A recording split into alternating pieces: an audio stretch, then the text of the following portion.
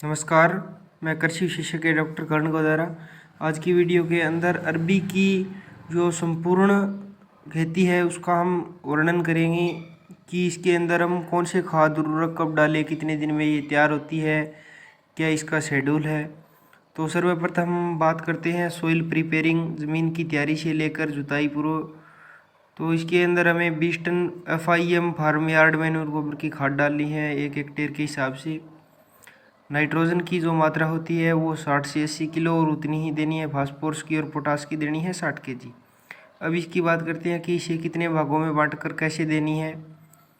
तो फास्फोरस की हमें पूरी मात्रा दे देनी है सोइल जब हम तैयार करते हैं, और पोटास की हमें देनी है 1/3 मात्रा, तीसरा हिस्सा।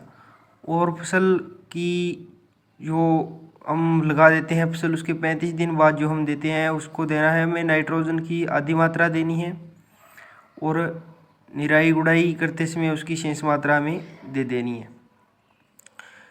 और 60 दिन के बाद में नाइट्रोजन की जो बची हुई आधी मात्रा होती है उसको देना है। पहले तो हमने दी थी, आधी ही मात्रा दी थी, और उसके बाद में बची हुई मात्रा देनी है, और पोटास की भी बची हुई मात्रा दे देनी है। 35 दिन पर देनी है नाइट्रोजन की आधी मात्रा और पोटास की आधी मात्रा, और बची हुई आधी मात्रा 60 दिन बाद देनी है।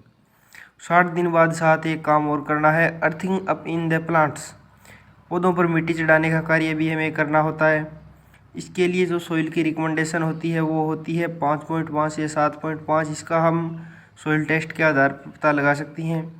लगभग अरबी की फसल होती है वो 130 से 140 दिन के अंदर पककर तैयार होती है, लेकिन वैरायटियों के हिसाब से इसका टाइम शेड्यूल अलग अलग भी हो सकता है। कोई फसल 225 दिन तक, 30 दिन तक, कोई फसल 210 दिन तक इस प्रकार पकती है।